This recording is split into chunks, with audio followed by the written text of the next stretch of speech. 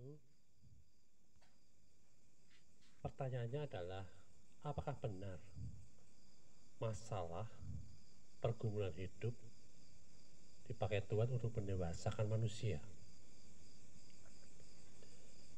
Pada awalnya Tuhan tidak pernah merancangkan masalah, bahkan dosa juga bukan rancangan Allah.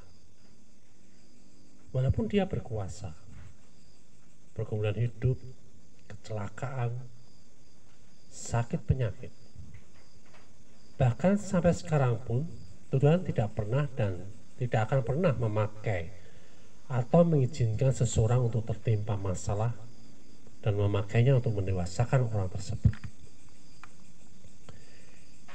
Di dalam Yeremia 29:11, sebab aku ini mengetahui rancangan-rancangan apa yang ada padaku mengenai kamu. Demikianlah firman Tuhan, yaitu rancangan damai sejahtera dan bukan rancangan kecelakaan, untuk memberikan kepadamu hari depan yang penuh harapan. Tetapi sejak manusia jatuh ke dalam dosa, dosa merusak semua tatanan Allah di dunia ini.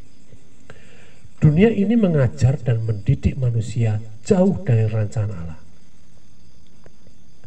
Roma 5 ayat 12, sebab itu sama seperti dosa telah masuk ke dalam dunia oleh satu orang, dan oleh dosa itu juga maut, demikianlah maut itu telah menjalar ke semua orang. Karena semua orang telah berbuat dosa.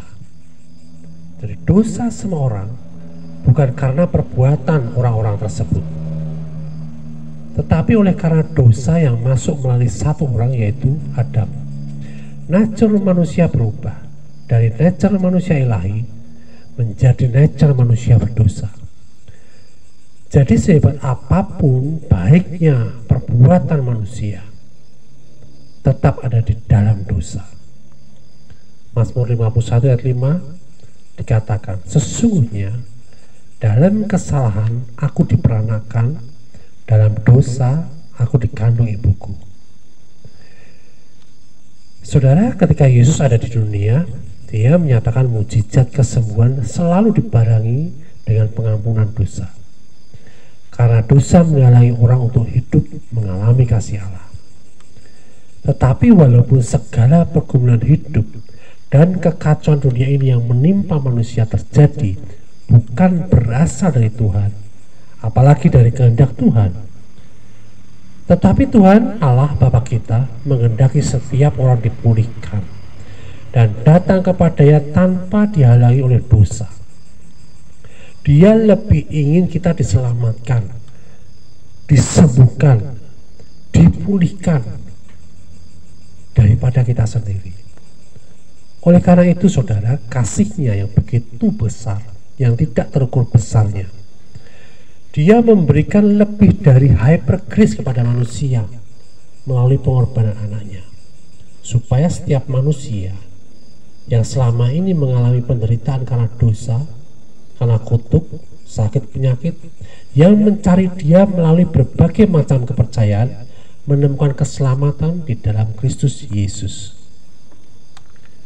Mazmur 103 ayat 2-5. Pujilah Tuhan hai jiwaku, dan janganlah lupakan segala kebaikannya. Segala kebaikannya.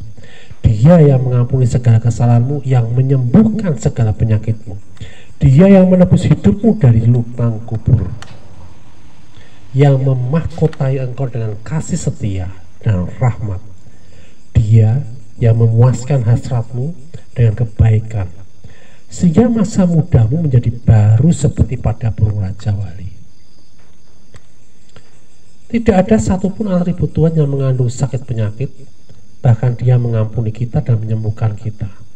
Dan untuk itu Dia rela mati, supaya kita hidup dan memiliki hidup Kristus.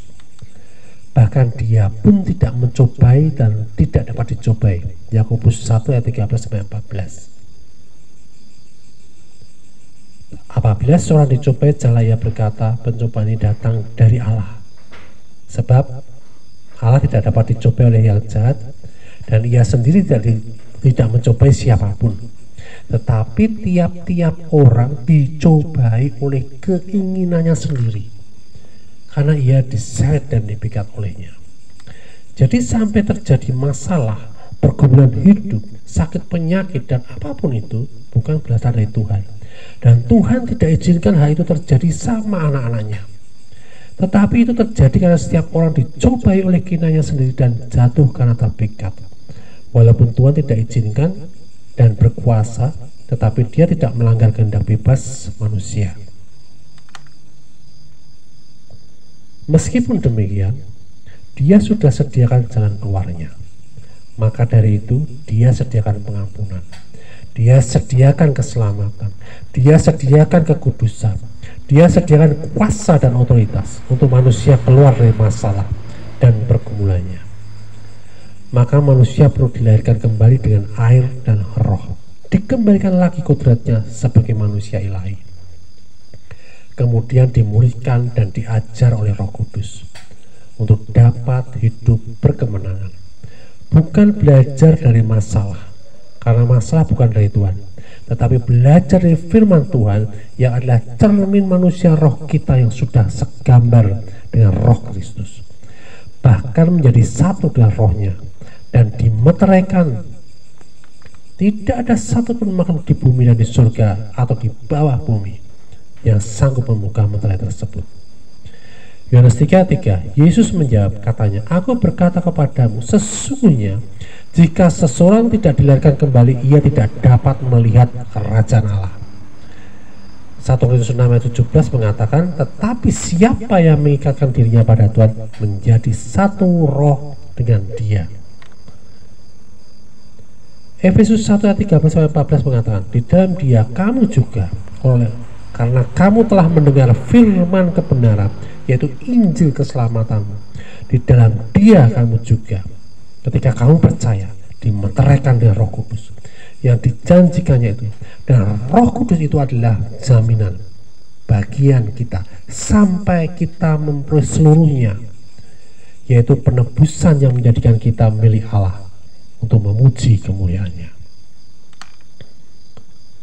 Di dalam 2 Korintus 1:21-22 dikatakan, sebab dia telah meneguhkan kami bersama-sama dengan kamu di dalam Kristus adalah Allah yang telah mengurapi, memeteraikan tanda miliknya atas kita dan yang memberikan Roh Kudus di dalam hati kita sebagai jaminan dari semua yang telah disediakan untuk kita.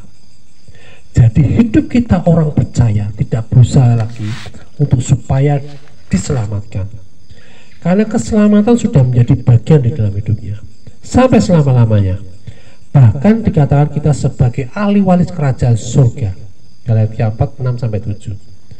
Dan karena kamu adalah anak, maka anak ialah menyuruh roh anaknya ke dalam hati kita yang berseru, ya Abba, ya Bapa. Jadi kamu bukan lagi hamba melainkan anak. Jikalau kamu anak, maka kamu juga adalah ahli waris Allah. Saudara, oleh karena itu sudah tidak ada penghakiman lagi bagi orang percaya. Jangan takut lagi dengan hari penghakiman. Yohanes 5:22, Bapa tidak menghakimi siapapun, melainkan telah menyerahkan penghakiman itu seluruhnya kepada anak. Yohanes 5:23-24, supaya semua orang menghormati anak sama seperti mereka menghormati Bapa. Barang siapa tidak menghormati anak, ia juga tidak menghormati Bapa yang mengutus dia. Aku berkata kepadamu, sesungguhnya barang siapa mendengar perkataanku dan percaya kepada dia menurut aku, ia mempunyai hidup yang kekal dan tidak turut dihukum, sebab ia sudah pindah dari dalam maut ke dalam hidup. Haleluya. Di dalam 1 Yohanes 4:17-18. Dalam hal inilah kasih Allah sempurna di dalam kita, yaitu kalau kita mempunyai keberanian percaya pada hari penghakiman. Karena sama seperti dia, sama seperti Kristus, kita juga ada di dalam dunia ini. Di dalam kasih tidak ada ketakutan. Kasih yang sempurna melenyapkan ketakutan, sebab ketakutan mengandung hukuman, dan barang siapa takut, ia tidak sempurna di dalam kasih. Jadi jangan takut, khawatir lagi kita tidak diselamatkan, karena roh anaknya sendiri ada di dalam kita dan menyatu dengan roh kita. Dialah pembela kita. Walaupun kita masih belum menjadi serupa dengan Kristus, tapi oleh Roh Kudus kita diberikan tuntunan, bagaimana kita menjadi serupa dengan Kristus dan hidup di dalam kekudusan. Bagian kita bukan lagi keselamatan roh kita, itu sudah dikerjakan oleh Kristus. Bagian kita adalah keselamatan jiwa kita, yaitu dengan memperbarui akal budi kita dengan bercermin kepada firman Allah. Roma 12 ayat 1-2. Karena itu saudara-saudara, demi kemurahan Allah aku menasihatkan kamu, supaya kamu mempersembahkan tubuhmu sebagai persembahan yang hidup, yang kudus, dan yang berkenan kepada Allah. Itu adalah ibadahmu sejati. Janganlah kamu menjadi serupa dengan dunia, tetapi berubahlah oleh pembaharuan budimu, sehingga kamu dapat membedakan manakah kehendak Allah, apa yang baik, yang berkenan kepada Allah, dan yang sempurna. Apa yang baik? Ketahui kehendak Allah, bukan kehendak Allah, bukan yang tidak baik. Fokus kepada kehendak Allah, apa yang baik, yang berkenan kepada Allah, dan yang sempurna. Jangan fokus dengan masalah, jangan fokus dengan hal-hal yang bukan dari Allah, jangan fokus dari hal-hal yang bukan dari kehendak Allah. Jangan fokus dengan sakit penyakitmu, jangan fokus dengan pergumulan hidupmu. Fokus kepada kehendak Allah, apa yang baik, yang berkenan kepada Allah, dan yang sempurna. Yakobus 1 ayat 23-25.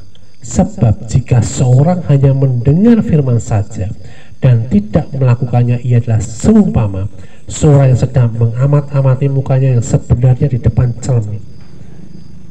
Jadi firman Allah itu seperti cermin. Cerminan seperti apa? Manusia roh kita. Karena manusia roh tidak bisa kita lihat, manusia roh tidak bisa kita rasakan. Manusia roh, satu-satunya cara kita mengetahui, mengenal manusia roh kita adalah melalui firman Tuhan. Itulah cerminan kita.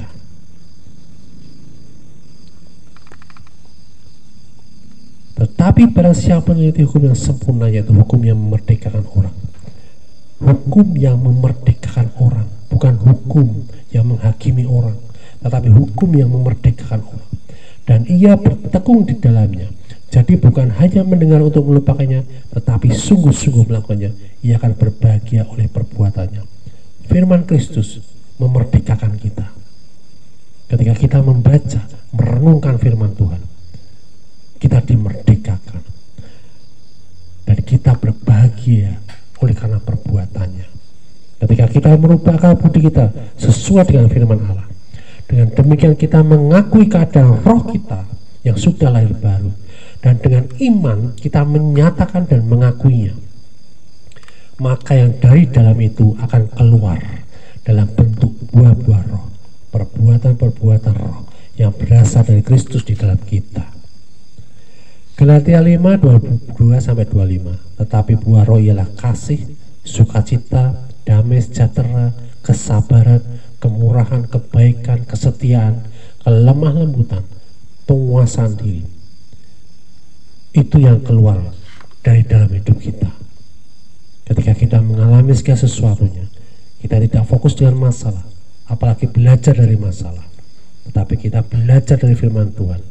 Maka yang keluar adalah buah-buah roh, kasih, sukacita, damai sejahtera, kesabaran, kemurahan, kebaikan, kesetiaan, kelemah lembutan, penguasaan diri. Apapun kondisi di luar, kita tetap menghasilkan buah yang baik.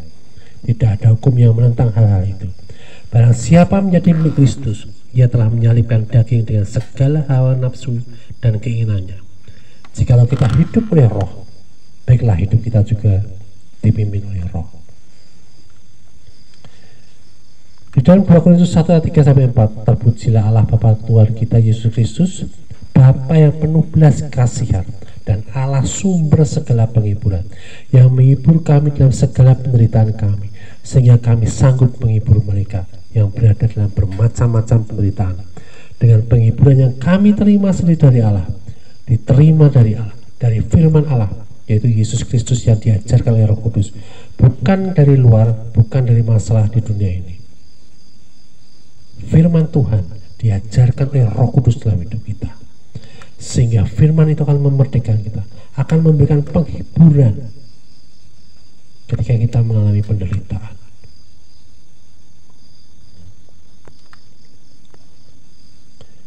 Dalam Yohanes 1 ayat 16 dikatakan, karena dari kepenuhannya kita semua telah menerima kasih karunia demi kasih karunia. Kalau kita dipenuhi, akal pikiran kita, akal budi kita dipenuhi oleh firman Tuhan, maka yang dari dalam roh kita kita menerima kasih karunia demi kasih karunia. Kita mengalami semuanya itu. Bukan keselamatan lain, tidak hanya keselamatan yang kita terima. Keselamatan sudah pasti kita terima. Tetapi bagaimana kita mengakses kasih karunia demi kasih karunia yang sudah dipenuhi dalam hidup kita di dalam roh itu harus kita alami dengan cara bercermin dalam firman Tuhan. Kisah para Rasul 20-24 mengatakan, tetapi aku tidak menghiraukan nyawaku sedikit pun, asal saja aku dapat mencapai garis akhir dan menyelesaikan pelayanan yang ditugaskan oleh Tuhan Yesus kepadaku untuk memberi kesaksian tentang Injil kasih karunia Allah. Ingat, yang kita terima, yang kita beritakan adalah Injil kasih karunia Allah. Apa itu Injil kasih karunia Allah? Injil itu kabar gembira tentang karya Kristus untuk menyelamatkan kita, memperdamaikan kita dengan Tuhan. Kasih karunia Allah, kasih karunia adalah gift, pemberian, grace. Kenapa kita diberi dengan gratis? Karena kita tidak dapat membayarnya. Karena kita tidak dapat membayar dengan apapun juga, dengan perbuatan baik kita apalagi, dengan kekuatan kita, dengan kepandaian kita. Tidak ada yang bisa. Jadi kalau sampai karya Kristus di kayu salib tidak bisa menebus kita, sampai kita meninggal, sampai Tuhan datang, tidak ada lagi yang dapat menebus kita. Galatia 1 ayat 6, aku heran bahwa kamu begitu lekas berbalik daripada Dia yang oleh kasih karunia Kristus telah memanggil kamu dan mengikuti suatu Injil lain. Suatu Injil lain. Karena pada waktu itu jemaat di Galatia sudah menerima kasih karunia Tuhan. Mereka sudah diselamatkan, mereka lahir baru, tetapi mereka dipengaruhi lagi oleh orang-orang ahli Taurat untuk mereka kembali kepada hukum Taurat. Jadi kalau kita mau melihat keadaan roh kita yang sudah lahir baru, yang segambar dan menjadi satu dengan roh Kristus, yaitu dengan bercermin kepada firman Kristus, yaitu firman kasih karunia, bukan belajar dari masalah dan pergumulan hidup yang akan semakin menjauhkan kita dari Tuhan. Kisah para Rasul 20:32, dan sekarang aku menyerahkan kamu kepada Tuhan dan kepada firman kasih karunia-Nya yang berkuasa membangun kamu. Ingat, firman kasih karunia-Nya, firman yang memerdekakan, firman yang sebenarnya engkau tidak layak menerima apa yang dikatakan firman itu. Grace, pemberian, keselamatan, segala sesuatu dalam hidupmu yang sudah disediakan Allah di dalam rohmu, itu berkuasa membangun kamu dan menganugerahkan kepada kamu bagian yang ditentukan bagi semua orang yang telah dikuduskannya. Jadi kasih karunia itu sudah menguduskan, bukanlah perbuatan. Kekudusan bukan hasil dari perbuatanmu. Kekudusan